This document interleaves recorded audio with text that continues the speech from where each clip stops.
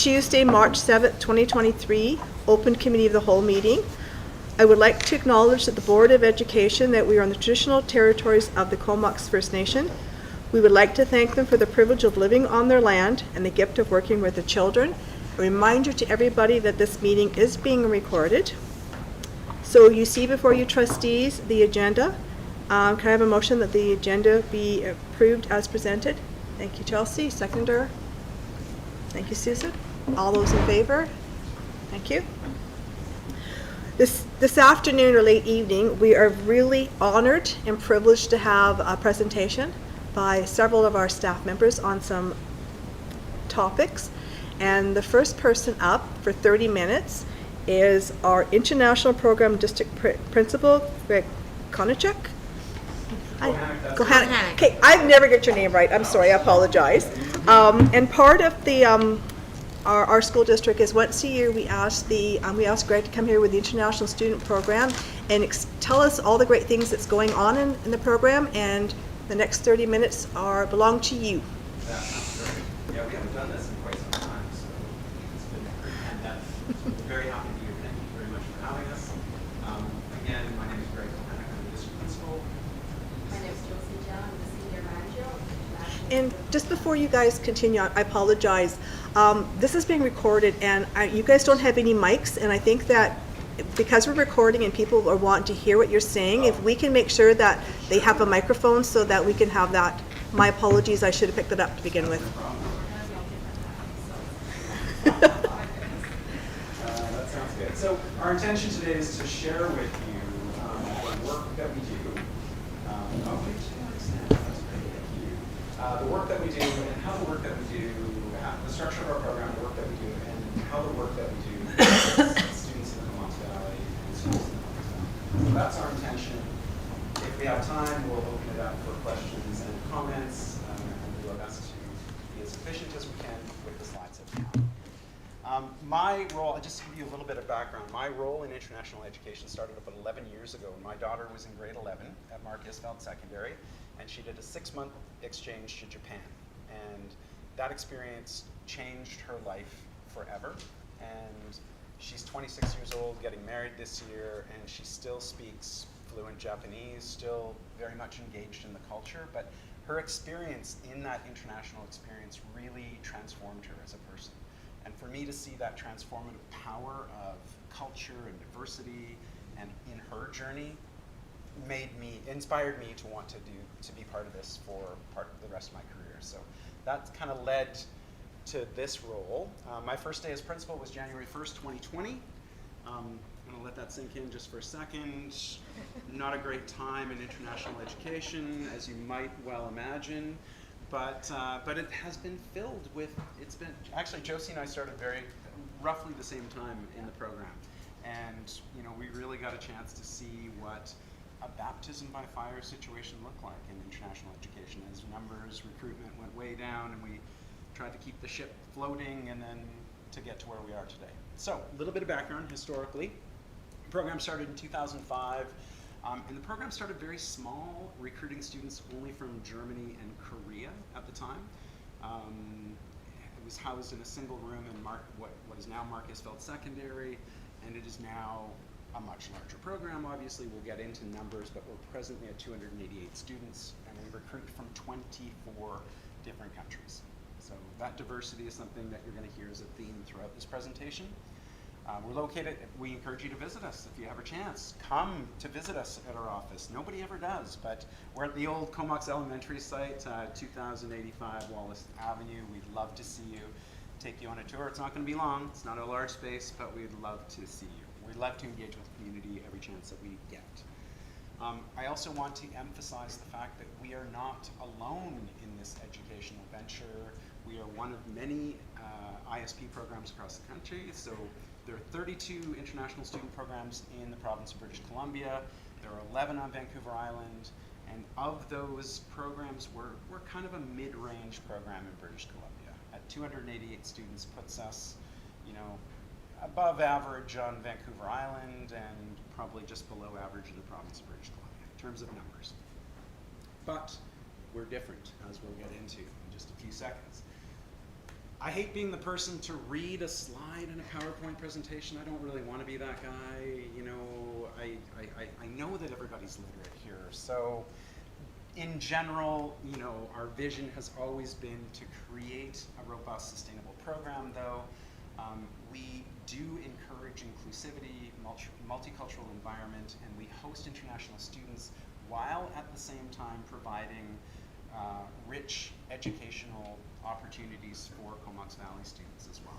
So I think the real thing that's going to separate, like when we start talking about the work that we do, we are not a recruitment machine that basically is here to provide revenue for the district. We do that, and that's a lovely ancillary benefit of what we do, but it isn't not the focus of what we do. And Josie and I are very lucky that we came into these jobs, you know, with the ethos, with the board support of being an education first organization. We are a rarity in the province of British Columbia. The work that we do here is quite unique, as we'll get into. As far as our mission goes, we want to enroll students from many different countries. That diversity is very important to foster inclusive learning experiences and cultural diversity, and again, to enhance educational opportunities for students in the Comox Valley. And I include international students and domestic students when I say Comox Valley students. Goals: we want to maintain our enrollment at 190 FTE. So Josie's going to talk about sort of the backbone of what we do, which is to recruit international students to schools in the Comox Valley. So, you know, Josie's the expert at that and has many, many degrees in doing that, and she'll speak to that. And I'll speak to the education piece as somebody who's worked as a teacher and administrator in the Comox Valley for the last 21 years. Our goals are to maintain that enrollment. We want to strengthen the organization to manage the growth. We want to enrich program offerings to the district and provide opportunities for our domestic students to do international exchanges, both cultural and one-for-one. Which I think leads me right to Josie, if I'm not mistaken. Thank you very much, Greg. I'm super excited to be here. My name is Josie Jiang. I'm the Senior Manager of the International Student Program. I was an international student for many, many years in Australia and then in Canada, and now I'm a proud Chinese Canadian. So my background is in international education since I started to work full-time when I was about 23, 24 years old. I started to work in the international education sector. So that's probably the only thing I know how to do. And before moving to Comox Valley 4 years ago, I lived in Dawson Creek in northern BC. So when I was hired by Steve and Greg, they say, well, Josie, if you can sell Dawson Creek, you can sell the Comox Valley. I have to say, it is much easier. My job is much easier here, but that doesn't mean we don't have any challenges. I'm gonna get into that a little bit more.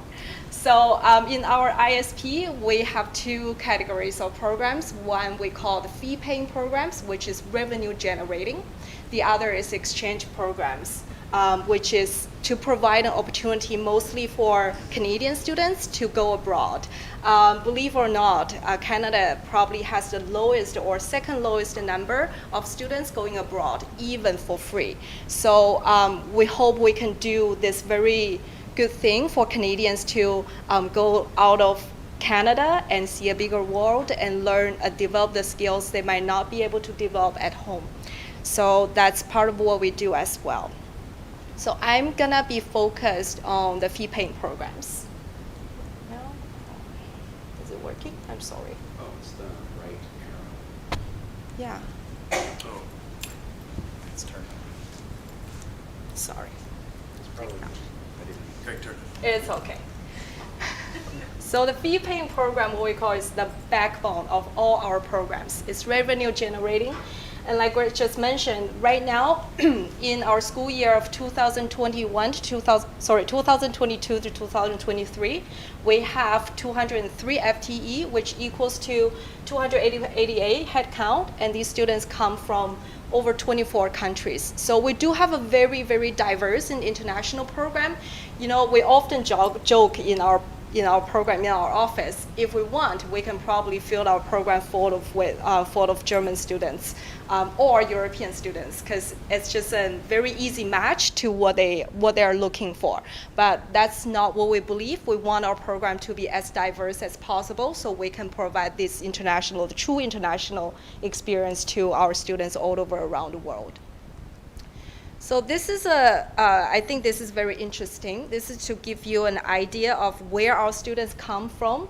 And I did a quick comparison between prior to pandemic, 2018 to 2019, and 2023 to 2022-23 this school year. So you can see where our students mostly come from. German has always been our #1 market. Like I say, if we want, we can get all the German students to study here. And prior to pandemic, it was followed by China, Korea, Mexico, and Japan. Now the demography definitely changes. During the pandemic, the world is changing so much. So we have to change. We have to be nimble enough to adapt to the changes the world has. So we had to increase our German number a little bit more and increase while exploring other new markets and increase the numbers from wherever we can get students from during the pandemic. During the pandemic, some countries are definitely more impacted by, and others are more resilient. And in our program, we really want to have a combination between high quality education, the Canada quality education, and the recreational opportunities. Most of our German students or students from Europe, they mostly come here for experience. The first day they come here is, hey, where can I get a ski pass? Where can I get a premium ski pass? Mount Washington is such a selling point in many, many countries, and our location as well. Whereas our students from Asia, from South America, they are more academic focused. Many of our Asian students, when they come here, they are here for more than 2 years. They want to graduate here in Canada, and after that, they want to go to top universities in North America, mostly Canada. They are always asking for University of Toronto, UBC, UVic. That's what they are looking for. So we do have different needs from our international students. And I think it's worthwhile to show you this one. Like I say, we have students coming here for experience, but we also have students coming here to graduate. And you can see, for example, China dropped dramatically during pandemic. There's definitely political reasons. There are also reasons like, how fast Canada processes study permit, things like that. The processing time, the study permit issuing time, and also what other countries, like our competitors, the UK, the US, New Zealand, Australia, what they do during the pandemic. I have to say Canada benefited a lot from New Zealand, Australia being closed for 2 years during the pandemic. And Canada's brand really got a chance to stand out in many countries, because in comparison with these long-standing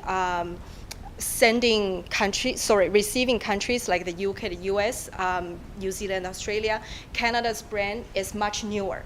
So not many countries want to send their students out to Canada because they don't know. And during the pandemic, with these 2 countries closed, our name stood out. So now we're definitely more popular in many countries. People start to know how good quality Canadians' public education is. So people are asking for that as well.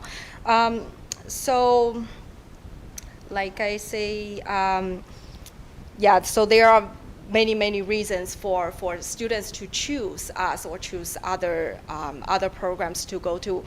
We are in a very competitive industry in the international education, so we have to constantly remain competitive, robust, open-minded, sometimes flexible, to adapt to all the changes, because anything happens in the world can affect our number, can affect our students, can affect everything. And that's also why we want our program to be diverse without relying on one country so much, so our program can be sustainable. Yeah.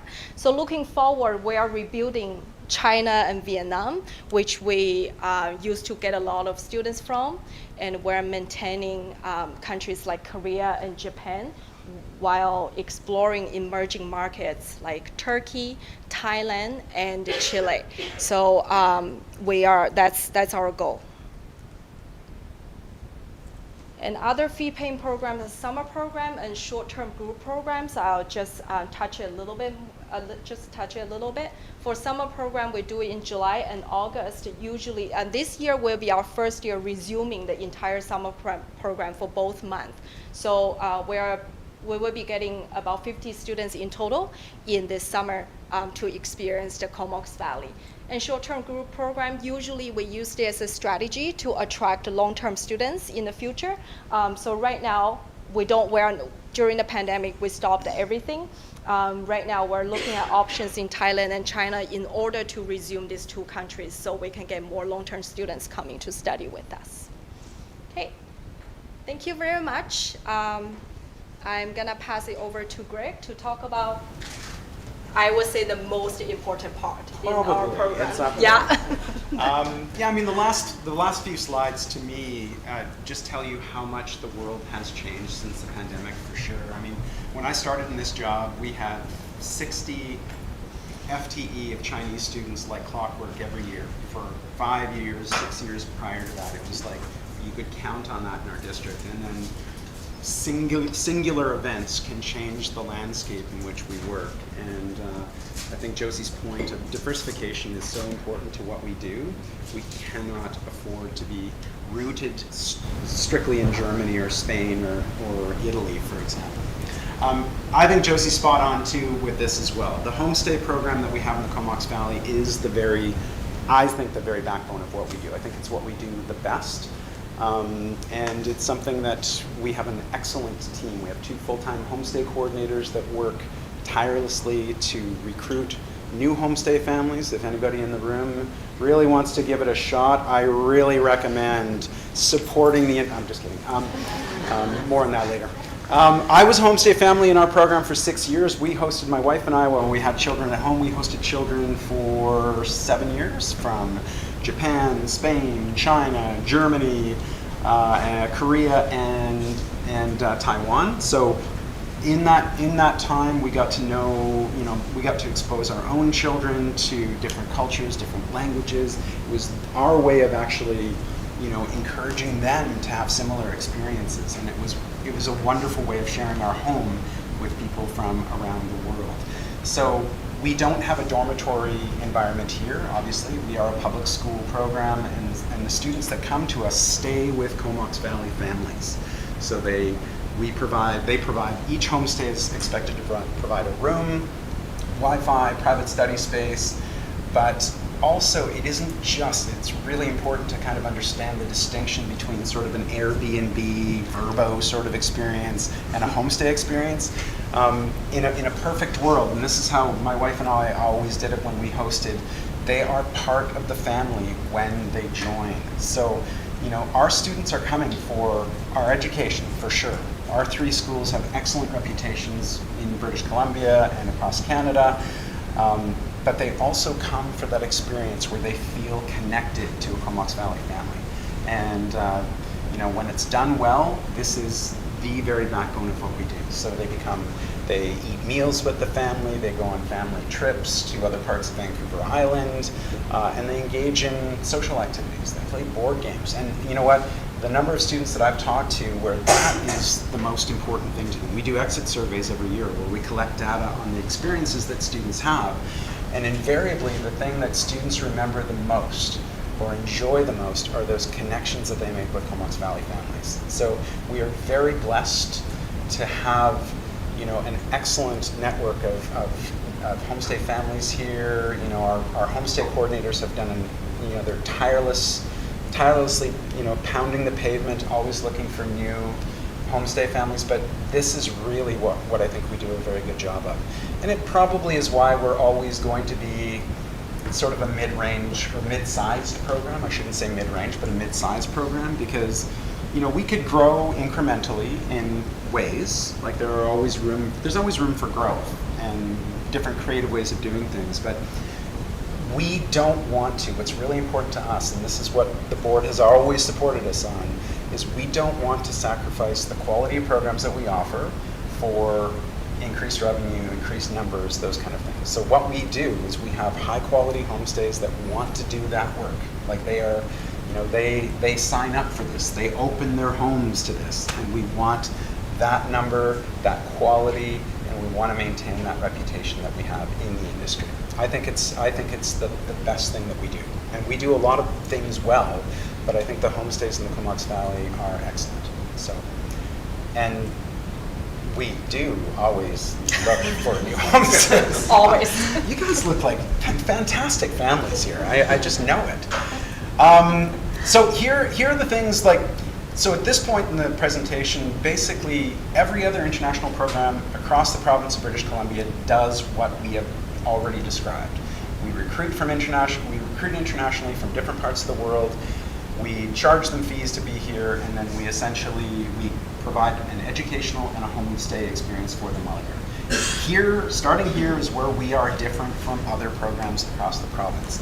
So we offer other programs to domestic students in the Comox Valley. And I think Josie and I are on the same page in that we're both really strong believers in the transformative power of these experiences. I mean, both of my children went on these experiences when they were in high school. I've seen so many students benefit from getting a chance to see different parts of the world and in culture and language and diet and habits, and it transforms people. It is very much, I'm very much evangelical about this because I know what it did for my own children, and I see what it does for students that participated in it every single day. So 2 different types of exchange programs. Cultural exchange, just the way we describe it here in the Comox Valley, a cultural exchange is where we send a group of 20 to 40 students from our high schools to do a group exchange with a high school in another part of the world. Right now we have 3 partnerships set up. Coincidentally, we have 3 high schools. That might actually, you're going to see some linkage there. And each one of those high schools in the Comox Valley does a cultural exchange every year. So we have partnerships with a school in Italy, with a school in Germany, and a brand new one in Thailand that we're hoping to debut in 2024, 2025. So those group exchanges we do once a year, and I think we'll explain in the next couple slides.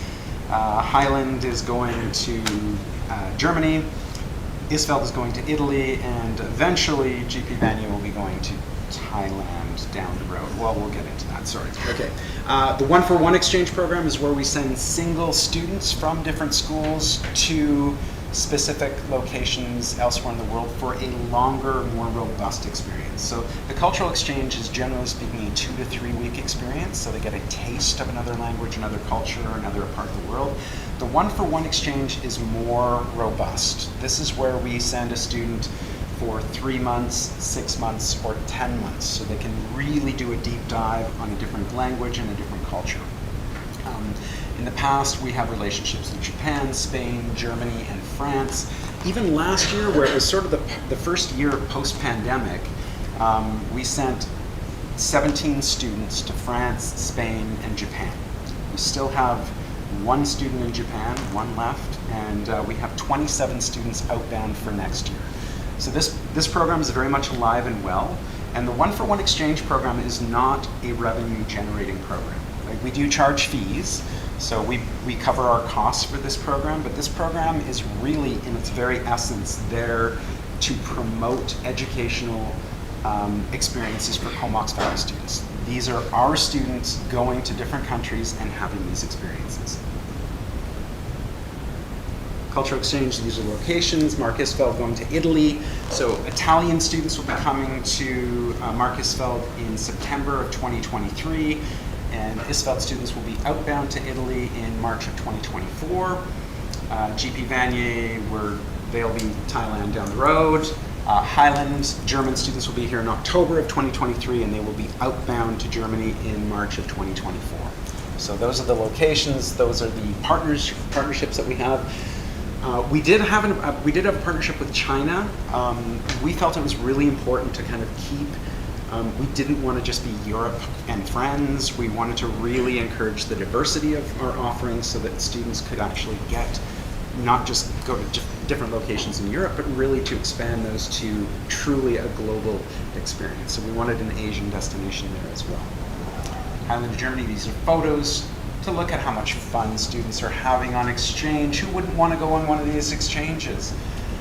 ISFEL to Italy, again, this is next year as well, but students really benefit from these opportunities because it basically encourages them to maybe do that next step.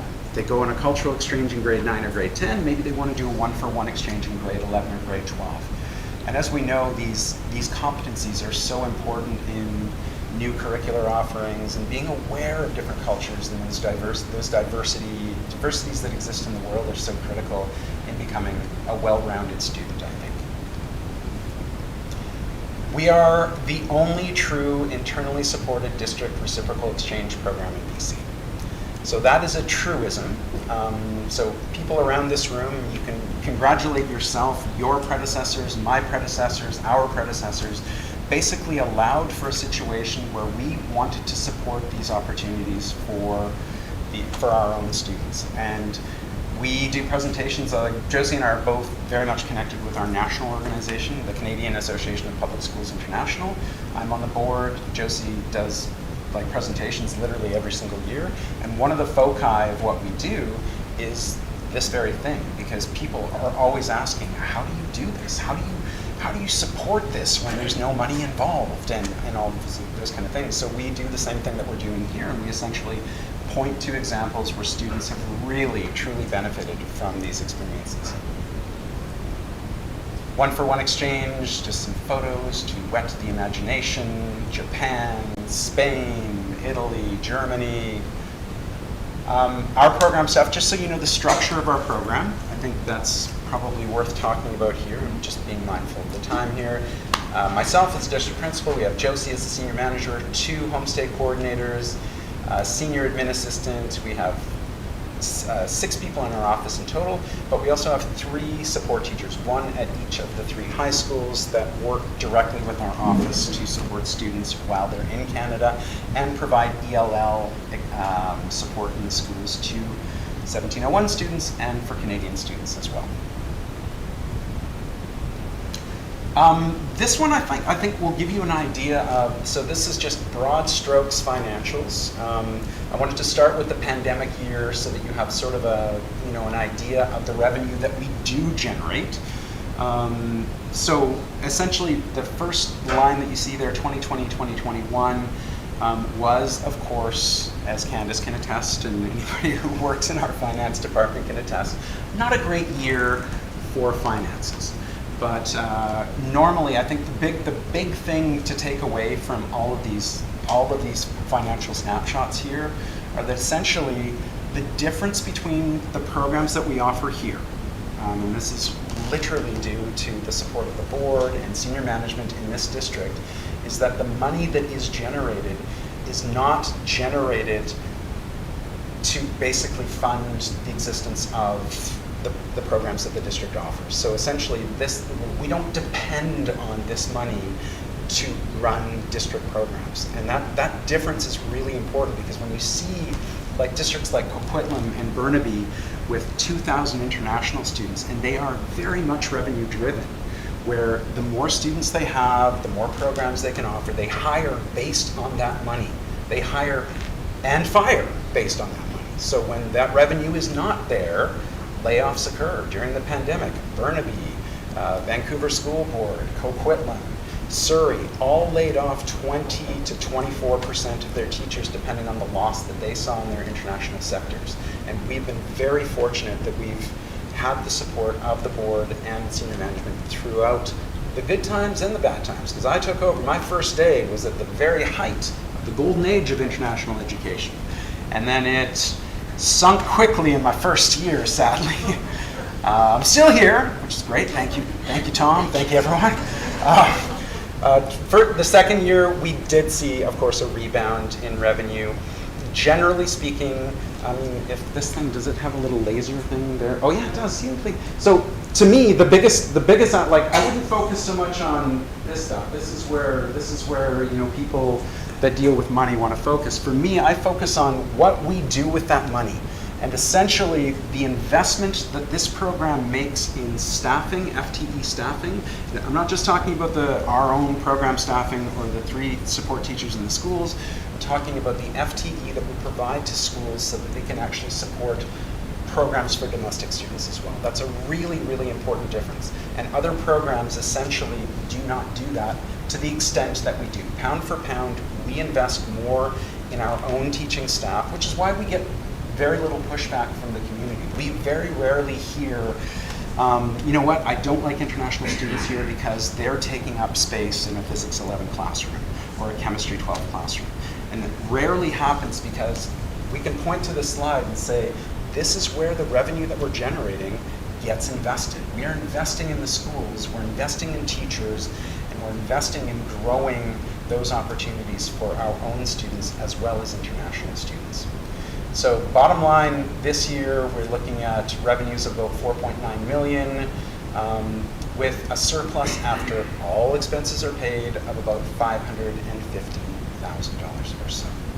So, you know, all said and done, money is great, revenue is excellent, and all those things. But I really want to emphasize the fact that we are very fortunate to have the support of the board to continue to invest in Comox Valley Schools and teaching FTE and the things that make this one of the best school districts in the province.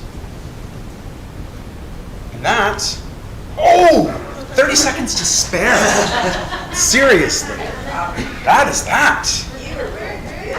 Two questions. So Yes. for those who want to become a homestay parent or family, You're hired. okay, so who do they contact and what's the process? I know we haven't got time, but just what do they do? They would contact, they could contact our office, they could contact Yunhee Edmonds as our homestay supervisor, but Josie and I are very happy to forward any inquiries to our homestay department for sure. The process is to fill out an online application, we vet the home. So one of our people will walk the home, make sure that it's clean and appropriate for an international student, and then approved. And then just to go back to what you said, I was on the board of the day when the international student program was initiated in our district.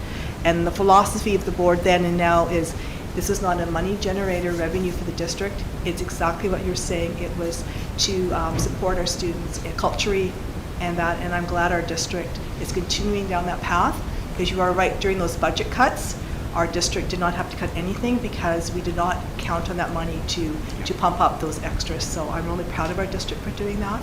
And I think that benefits what you've said today, the continual growth and improvement of our district. So I got a couple of minutes for questions. Do any of the trustees have any questions for Greg or Josie on the international program?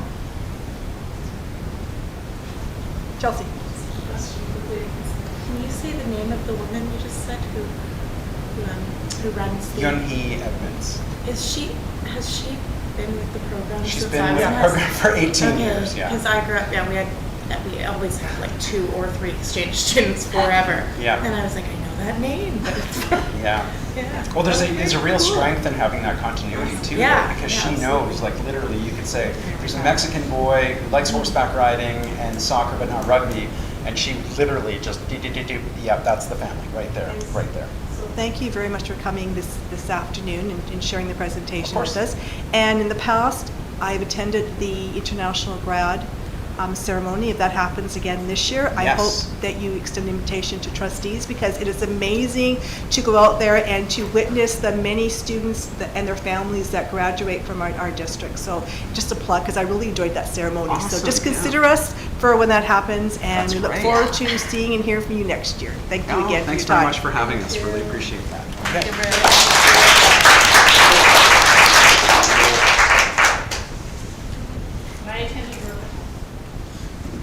May 21st, we would like to have. So we'll send out an invitation. Thanks. Thanks, Greg. Thanks for having us.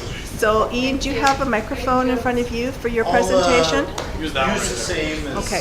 these guys. Thank you. Let's get myself connected here. You'd like Do you have the Is there? Oh, clicker thing. You got the.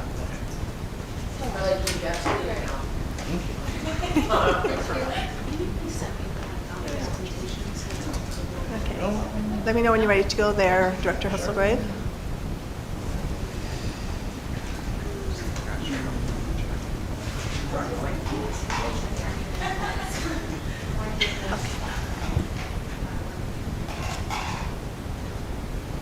Okay. Does So everybody need a minute to stand up? Or are we? I think we're good to go. Okay. Okay, so I would Carry on. like to acknowledge that we have Director of Operations Ian Hesselgrave to talk about the environmental sustainability update and what our district is doing and what actually what you and your department are doing in that line of sustainability for our environment. Okay, thank you. Little context. I think it was 2 weeks ago. I sort of strolled by Brenda's office, and she said, "Oh, wait, come in for a sec. Do you think you could maybe do like just a little thing about that GHG stuff, right?" I said, "Sure, no problem." Unfortunately, that little thing about GHG, the most all-encompassing challenge facing the planet today, isn't really 5 minutes, but I'm actually excited about it. As it's kind of near and dear to my heart, and there's a lot of work been done within our department. So I'm going to do a few things here. I'm going to talk. It's this massive topic. So I've hidden a whole bunch of the slides. So someday when you're super bored, we'll chat, okay, and we can talk lots. We can really nerd out about it. But I want to talk a little bit about operations because I think the context of why we and Molly Proudfoot's here, manager of capital projects, because Molly plays a big role in this as well. And you know, I think how does operations fit into the school district? Half the trustees-ish are new, and I think, you know, we haven't had much of a chance to do orientation, so I think that's important. I want to talk about the provincial context, what the provincial government wants us to do, the work that I'm doing with engineering firms like Ready Engineering to get ourselves ready for really what's coming. I'll talk about the work that we have done too, because there's a lot of great things that have been done in the district. And we'll look at a snapshot of results from the fiscal year 21-22. And it's very interesting because it's COVID time and it's had an impact. And then we'll talk about next steps as well, because there was a moment this year where we were going to invite the board to come in and talk about next steps and strategy and what we're doing. We're just not quite there yet. So this is actually a really good kind of preamble for that, when we will need to do some solid work with the board to set things like targets, you know, which is good stuff. Okay, here we go. So we think of operations as immediate and urgent. Nice little hole in there, or we have a pump there spewing out water. That's kind of us, right? We want to provide the best possible facilities for students and staff, but we're really thought of as urgent and immediate. But I want to think, you know what do we actually believe in our operations department that we're integral to educational success? Because if you're not happy in your building, you're probably not going to be happy in your classroom or in your seat. Big time on announcement prevention. We do a lot of work to do preventative maintenance on systems and make sure they're working properly, which helps a lot with our problem of greenhouse gases. And safety culture. The work is very hazardous. We work in confined spaces. We work at height. We cover many of the deadly sins of WorkSafe BC, and it's really important that we do that work correctly. So doing work correctly sometimes slows you down, but that's okay because you come back to work the next day. And really the most important thing that we believe in, it's really not about us. You know, this school district doesn't exist to give, 150 people in operations work. We're here because of the kids, and that's what's really, really important. So our to-do list. So we have to maintain safe, healthy, clean, attractive facilities. We have to provide supervision for the maintenance and custodial staff, which numbers about 130 people. We work collaboratively on health and safety and risk management with lots of other folks like Jay, with Manager of Health and Safety, and all our partners, CDTA, QP, and others. And the one in green here, we oversee environmental and energy conservation, including regulatory reporting. Every year we must do a climate change accountability report. Chair Waite's very familiar with that, does the same work at North Island College. It comes out in stages. There's bits you have to do, but really by the end of May, that process is wrapped up. Our previous reports are on the website. It's a great read. I recommend that everyone go there, have a look at it. We also do project management for contractors and SD employees, seismic, school renovations, minor capital. In the last 5 years, we've done $110 million in capital work. So it's a lot of project management. We develop and maintain a district capital plan. You will see in June and May we'll be coming forward with briefing notes talking about what are the next steps in our capital plan. It's a rolling 5-year plan, which really depends on priorities of the board and the things that are going on. Where are the kids? Where are they living? And where do we need to house them in schools? And of course, we work with senior leadership, school admin, parents on developing the facility plan and maintenance plans. And finally, transportation, that pesky little thing called busing. Oh my gosh, it takes a lot of time out of my day. 2,500 kids on the bus. Every family has to get their kids to school, and it has to work right, and it's very expensive, so it has to be efficient. Plus, we run inclusive education door-to-door service for somewhere around 65 kids. This is incredibly important that we do that right. Okay, so let's talk about board strategic plan a little bit. So in priority 3, organizational stability and environmental stewardship, which comes with goals to foster environmental stewardship, reduce the carbon emissions and environmental footprint, and that influences our work. We take those as marching orders. Okay, we directly support the board's priorities as part of the educational team. So in operations, we're doing your work, right? That's really important, and we really enjoy doing this work, but it's pretty clear to us what's important here. And reducing carbon emissions is a big goal for us in everything that we take on. Okay, why do we care? Like, what does it really matter? I mean, that's, I think, that's sort of one of the big questions of today. And you know, if you listen to Fox News, you'll have a different answer than I'm going to give you right now. So greenhouse gases, they're gases that are trapped in the atmosphere, that trap heat in the atmosphere. There's all kinds of different varieties, which we won't go into, but really basically we think of it as thickening the Earth's blanket, okay? These gases they provide a layer that reflects heat back to the Earth, all right? They remain anywhere from a few years to thousands of years in the atmosphere. It's really distressing. And climate change, which we used to call global warming, right, refers to long-term shifts in temperature and weather patterns, because we just think everything's heating up. But actually, there's a natural cycle, right? But it's accelerated dramatically since the 1800s because we're heating with things like coal. So now it's consequences to climate change: drought, scarcity of water, severe fires, rising sea levels, flooding, melting polar ice, catastrophic storms, and declining biodiversity. I think we saw every single one of those in British Columbia in the last year, right? And we're right now at 1.1 degrees above where we were, say 50 years ago. And you know, they talk about tipping points and things, and we're accelerating towards those numbers. So we should really worry about greenhouse gases, and everybody has a little role to play in that. So when we talk provincial context, the province is definitely worrying about it. And really, they break that down for us in what are things that are really going to create that, and it really comes down to paper, transportation, and buildings. And that's what we have to report against. And it's all about a baseline number, where were we, and where are we going into the future. I'm doing a lot of work with a company called Ready Engineering. And Ready's this kind of small, quirky, micro firm, you could call them. They're based out of Bowen Island, and they specialize in helping different institutions come up with plans. And how are you going to deal with the problem, be it lighting or mechanical systems, or even developing targets. So we've been doing a lot of work with them for the last year. And here's some of the things. So British Columbia, they want us down 16% from baseline. Baseline is 2007. In the school district world, and I'm not sure about higher ed, our baseline started in 2010 because we actually didn't really have data before 2010. But look at that number for 2030. We have to be 40% below our, let's call it our 2010 numbers. I'm going to show you our 2010 number in a moment.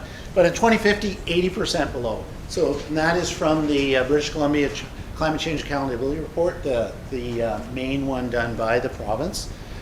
They've also come out and said at this news release in 2021, we actually want transportation to go down by between 27 and 30% for 2030, which is lower than that 40% target. But then what they did for buildings is said, we actually want you to be 59 to 64% below the target. Provincially, buildings are like 15% of the issue, right? In a school district, buildings are like 85% of the issue. So when they say this to us, it's a bit of a holy moly moment for us. So there's two sets of numbers. Are we this out of the press release, or are we the documented 40%? Either one is big. Okay, so just take a look at this for a sec. BC's gross emissions in 2020, 64.6 million tons of CO2, down 5% from 2019, down 1% from 2007. Holy, 2020 we're down 1% from baseline. Remember, you have to be down 40% by 2030. Right? That's it. So the province is panicking right now because they're really, really fussed about how they're going to make this. And I'll show you how tremendously expensive it is. That's a yikes problem. So let's talk baselines for us now. So that's from that's our baseline. So direct fuel combustion, that's heating, right? That's natural gas, mostly. We don't use heating oil. We use propane in a bunch of modulars, but about 2,000 tons of CO2 equivalent. Purchased energy like electricity, you look at that, it's about a tenth, right? 239 tons, they make it an equivalent because you got to generate that electricity, and that there's it's not coal fired like Alberta mostly, fortunately, but there's still power used to generate it. Fleet about 205 and paper 115. So we were at 2559, and there's the pie chart. See buildings? Ay, ay, ay. It's a huge amount, right? It's such a big part of it for us. So 2021, we were at 2243. So we've reduced 12%. We're kind of kicking the butt of the province, right? So we're doing well, but 12% when we have to get to 40. But now I applied the math to what those reduction mandates are. So really, if we're at 2559, we need to be down to about 1,000. So that's actually like a 60% drop. So if we're talking about reducing by 1,500, so I can look at the numbers two ways. I can say, well, we're supposed to be down 40%, which is down 1,000 tons, or we have to be down 60. Really depends what takes precedent. It's a really big number. It's a ton of work. Here's our gaps. That's the last. That's so just a little bar graph there. You can see this guy right here, all greenhouse gas. Got to go down a fair chunk there, right? Paper, some weird stuff going on. Ordering was hard. It was hard to get a handle on how the paper was being processed into school. So you can see, ooh, looks like we did a little bit of a catch up there, But paper and transportation, not such a big deal. Buildings, long way to go, right? Long way to go. All right, so paper. Just a little bit of a thing there. You can see our gaps, 11 tons. This post-consumer recycled, I just bring this chart up because it goes, if you have 100% recycled paper, it's like 50% less emissions to make, okay? So what you want, recycled paper. A little bit of a sampling across here. You get Monk's Good Value paper. It's a penny a sheet, right? If you get 100% recycled, it's 2 pennies a sheet. So from paper perspective, what we really need to do is do centralized paper purchasing, have a policy. Carbon neutral paper, whenever someone says it's carbon neutral, I always think they bought it to make carbon neutral, like they bought off carbon neutrality. So I'm not sure it's really good. We probably need 100% recycled paper as a policy. That's what you buy. And that's about how much time we should spend on it based on the scope of the issue, right? And we need to be mindful of how much paper we're using. So fleet, and that mostly for us, fleet is around our maintenance vehicles. GAP's 55 tons by 2030. We'll get there. I really feel confident about this. On the fleet front, I'm doing a fleet decarbonization study with GHD Engineering, specialized engineering firm out of Vancouver. They focus just on how do you take this fleet of mixed vehicles and get to something that's smart, right? And they're just a delight to work with. I applied for a Clean BC grant got 16 grand, which can convert into 160 grand. The study is 20. We pick up the rest out of our funding. It's perfect, right? So grants are not that hard to apply for. Also applied for a hydro grant, got that. Tried to stack them, and they went, no, you're not allowed to do that, which was, I thought, a rotten deal because we kind of would have come ahead with money. But anyway, these guys are doing a study for us, and what we look at, what do we have? What do we really need to do with our vehicles? Because sometimes we buy vehicles because that's what we bought before, right? And what's an electrification plan? Josh loves the word electrification. He thinks it's awesome, so he asked if I'd say it 9 or 10 times, and I will. That's one. So we really need to look at what we're doing. What are we doing about buying vehicles? What are we doing for charging infrastructure? Where do we buy these things? Like, the province drives me bananas sometimes. Like, you know, I went to the Clean BC, or the Clean BC Climate Symposium, online virtual thing, awesome. And then they're saying, you know, you guys are going to have to get your transportation section done. And I said, well, you know what? I'm trying to buy an electric trades van. And I put myself, biggest Ford dealership in BC, Ford E-Transit, put myself on the list to get on the list to buy a vehicle. Put myself on the list to get on the list a year ago. I'm still not on the list, right? So it's like a Monty Python movie or something, right? But there's actually this Holman group that is purchasing for the province, but it's a secret. So I had to go through 3 doors to get myself attached to them, and lo and behold, we have a Ford E-Transit coming, which will be delivered in 20 weeks. So they go direct from the factory, they have agreements, you get 10% off the purchase price. Outstanding. You know, why is that information not sent in an email every September to all school districts and all public sector organizations? I don't know. So I had to have kind of a little hissy fit in the meeting. It was sort of fun. And then they actually called me after, and I managed to get in the group. So go figure. So yeah, which is good. So this is something we're not going to read through, but this is this fleet decarbonization. You should see the guys. They love this stuff. They're so excited by it. We're somewhere around stage 3. We've sent them tons of data, all our telematics, which is our GPS information, all our fleet, all the insurance info, how heavy they are, what they do. We've talked about scenarios. We're doing a virtual tour with them tomorrow. They're speaking to 4 of our tradespeople independently of Dad, so that they can talk about what they think their needs are, you know, and then we'll be getting our report. And what it's going to lay out is, here's what you guys should do over, like, say, the next 10 years to get yourself to the right place, right? And that's a good thing. So funding options, how do you pay for it? I mean, that Ford E-Transit, 70 grand, right? I mean, and I have a $100,000 a year vehicle budget. We have about 50 vehicles, and we should be replacing 10% a year. The math does not work, right? So NRCan, there's lots of stuff around zero emission vehicle infrastructure, mostly related to buses. Go Electric Bus Program, which I've applied to for 2 buses, which would go to first student. Sorry, microphone. They would go to first student, be incorporated into our fleet. I have lots of conversations with my counterparts.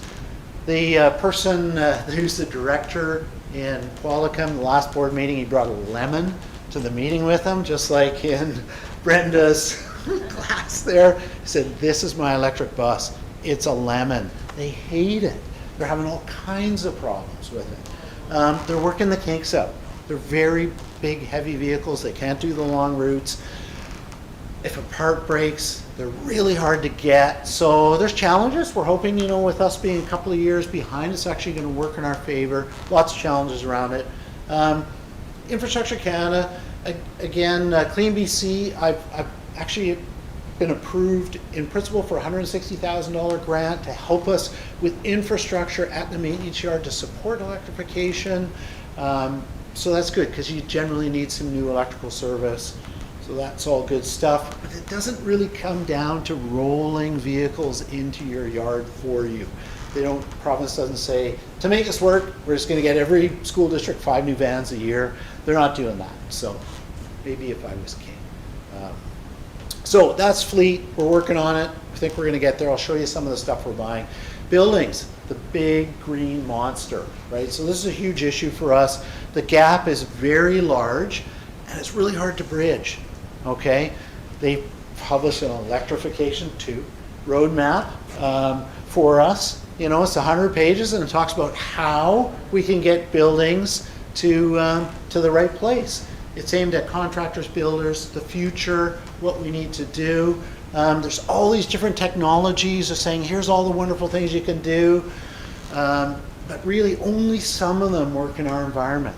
A house is very different than a 120,000 square foot school, right? So you got to be super careful. Really, it comes down to fuel switching, which is going from natural gas to electricity or electrification, going to heat pumps.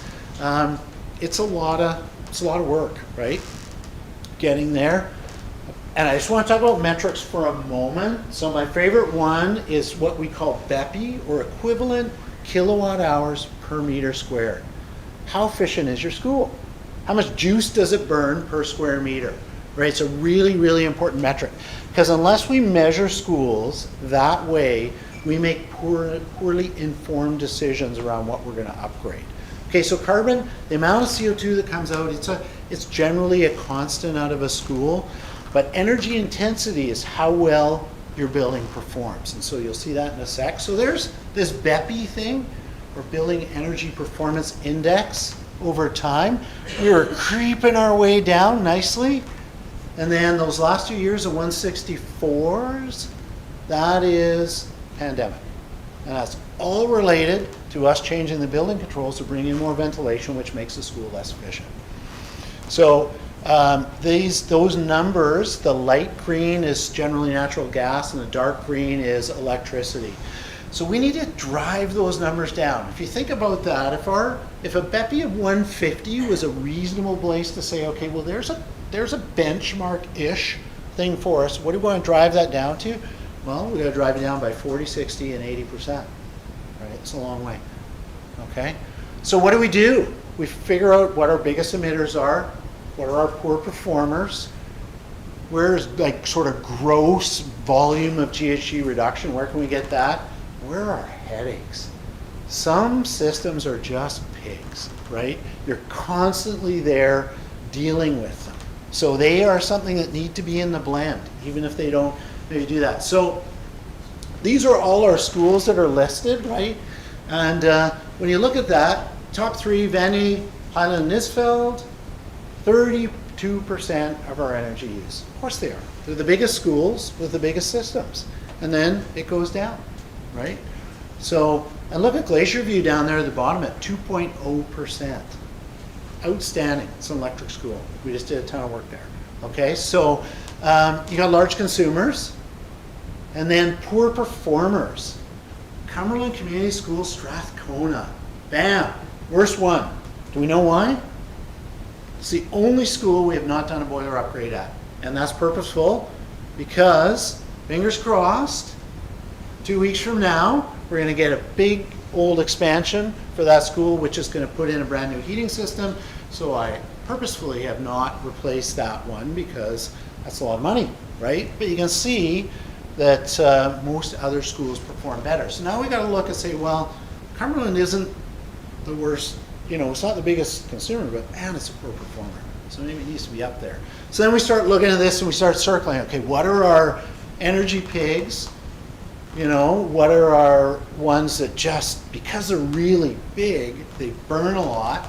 And then we would start finding the common ground, right? And that's how we would develop a prioritized list to do things like electrification. Okay, so how do we pay for this? Because if we were going to convert GP Vanier away from natural gas boilers to an electric school, probably 2.5 million. That's a big number, right? That's a really big number. So you think about that, well, that's, we would probably, to knock ourselves down, we're talking 10 mil, right? To get ourselves down to our targets that the province wants, and probably 20 or 25 to do the district. So what do we have? We have some AFG money. It's awesome.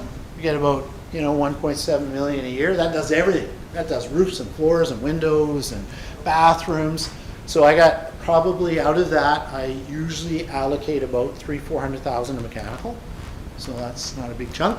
SEP, which is school enhancement, that's part of the annual capital request. And then CNCP, which is carbon neutral capital plan. You generally count on getting about 300-400 grand out of CNCP and maybe 800 grand out of SEP.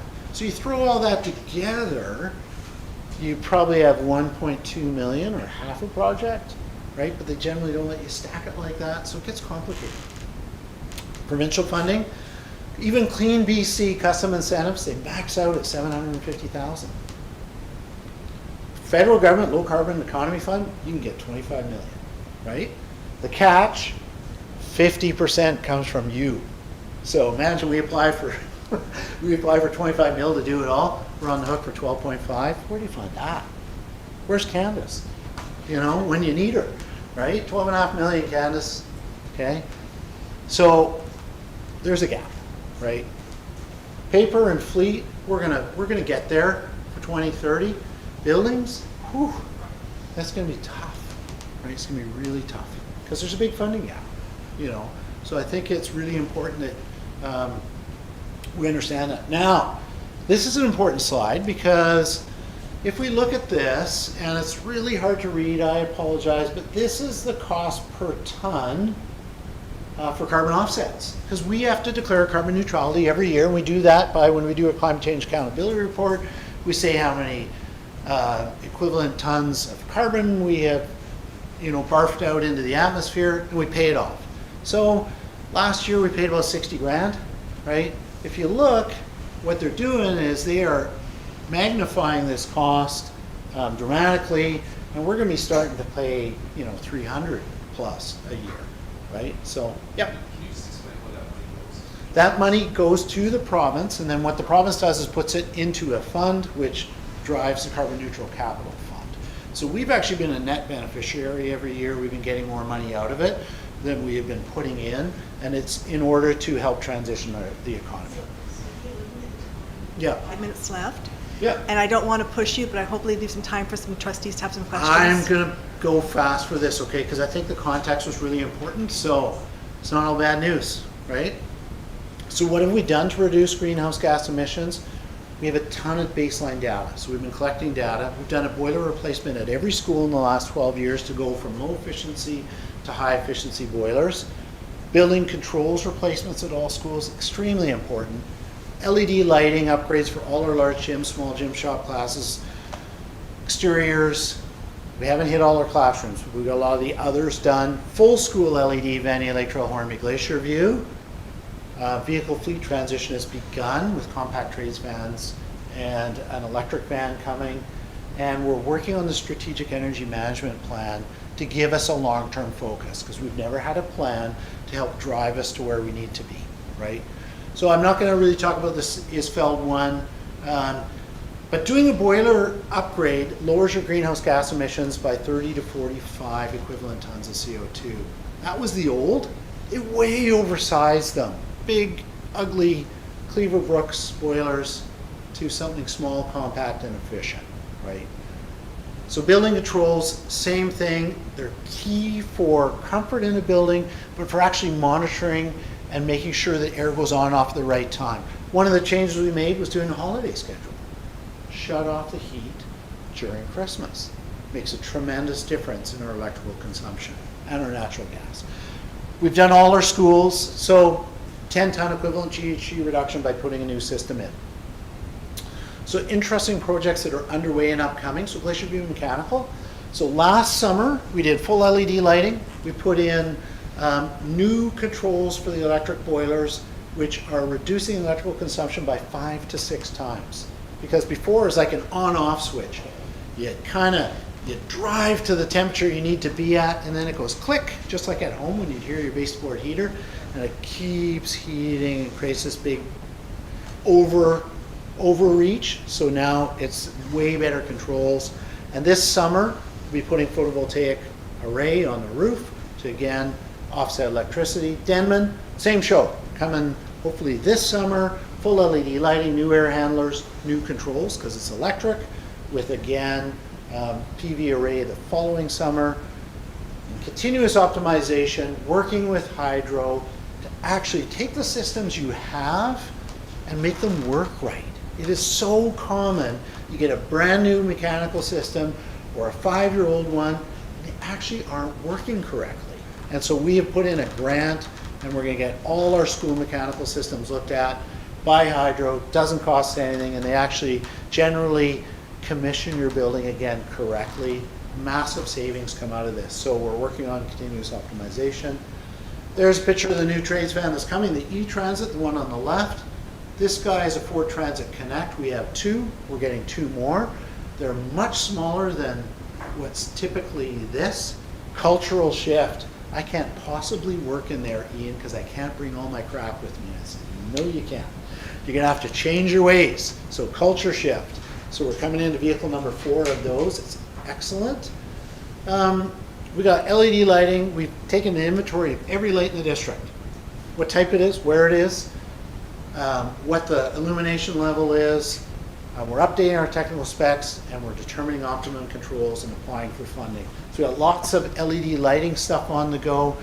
Quick snapshot on results from 21-22. Electricity up again, 14%. Plug load, laptop carts, 1 million devices, fridges, all those things. Water use down 27%. We continue in fixing our fixtures, and it's really paying off. Natural gas down 3.4% last year. Propane use up a ton, way more portables. Building fuel down overall. Energy up overall, that's the electricity. Greenhouse gases down by 23 tons. Not big, but given it was a pandemic year and we had our controls totally changed, happy with the results, right? So we should see some much better reductions this year because we've done a lot of control tweaking. Next steps, strategic energy management plan. The goal is to get that done by the end of this school year. Work on specific reduction targets and tie that into a plan. Like, what's it going to cost and what do we need to do? Complete that fleet decarbonization plan so we have an understanding of the steps we need to take to get there, and do that continuous optimization work. And then all the other projects, like when we do the new board office, be electrified. You know, anything that we are doing now, we have full new sets of standards, and I think as a department, you know, we're passionate about it and really working hard to drive down our greenhouse gas numbers, and I think we've been really successful. But these are big issues requiring big dollars and a continued focus. You know, this is the stuff we need to be working on, the big stuff like buildings, right? So we get that right, and then we can truly say we're doing the right thing. This is side of the desk stuff for me, though. Most districts, I would say, that are our size and up, they have an energy manager. They work on it all day, every day. So really for us, you know, we devote the time we can, but I'm fairly passionate about the work, and so give it some energy. But it's going to require a real focus for probably the next 10 years as a district, and some money.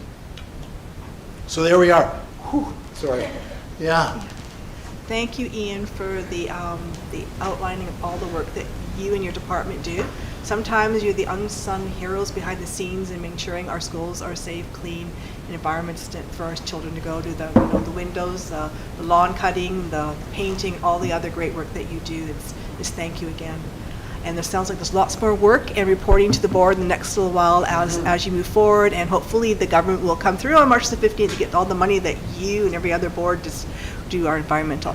I'm looking at the time. I'm conscious of it. Is there any quick questions for Ian before we let him go? Christy.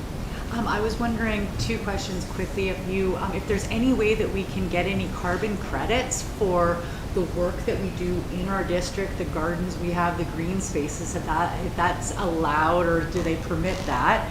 And then second, have we looked at building envelope retrofits and insulation, which I didn't see any of that on there for our buildings to reduce our heat loss? Actually, we've done quite a bit of building envelope retrofit and window work, because that was one of the very first things I took on 10 years ago, because if you don't keep the water out, and the fenestration part is super important.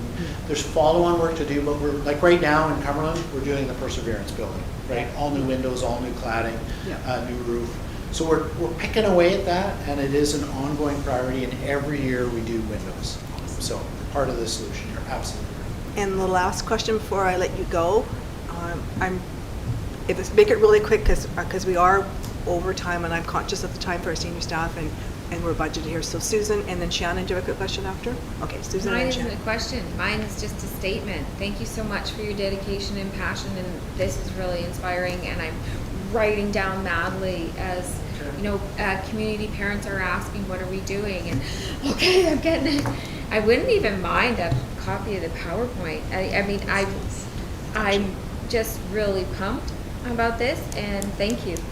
And just a reminder, this meeting is being recorded, so all the information that Ian and Greg have shared with us today will be posted on the website so that us trustees can go back and we can listen to it and the community can go back there and hear all the great work that you've done. So I believe that's my understanding. Am I correct that we're going to record and post this eventually? Okay, thanks. Shannon, I'll leave the last one to you. Half of it was trustee Leslie requested, the PowerPoint presentation because it was really thorough and, there's a lot of information there, so I'd like to review that again. I'm just wondering how busing fits into all of it, given that we're a non-district that owns our buses. Does that So- transportation aspect get included in our? It does not, and honestly, it's a bit of a loophole for us that because we asked the question, and if it's contract bus services, that company has to report out on it. So as a sector, they have to report.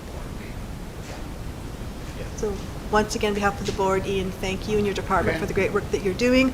I'm sure that you'll be coming back to us in further presentations as we I go will. forward in sharing what's happening with our district environmentally. And I believe that Vivian Collier is also really involved in our environmental stewardship on the district, and we look forward to working with both of you as you move forward. And so thank you kindly for coming this evening, and Did you have those slides? Do you need them here? Oh, no. Okay. okay, yeah, perfect. Okay, great. No, it's okay, it's all good. And so thank you all kindly, and this is the end of our open committee of the whole meeting, and No, I'm sorry. I apologize. We had one item to add to the agenda. I don't think we did that. We jumped right in. But we wanted to bring forward the finance budget development timeline to publish. So just that we have a preliminary budget timeline that we'll be posting on our website, and committee meetings that'll be coming up regarding the preliminary Thanks, budget that's for awesome. next year. okay, perfect. So for those, we will do that. So I think that will Yes. come onto our public agenda as part of our reporting out the committee of the whole, the timeline that we are doing Yes. forward. was coming to this meeting. Yeah. Yes, so Yeah. we'll get started on developing a presentation for our website and communicating with our stakeholders and partner groups around the upcoming meetings for budget development, as well as having it on our agenda for the March 21st board meeting. Okay, So thanks. I apologize, we should have added that to the agenda at the beginning of the meeting. Okay, it's all good. And as follow-up, that it will be posted on the website also, correct? Yes. Okay, thanks. Seeing that, motion to adjourn. We are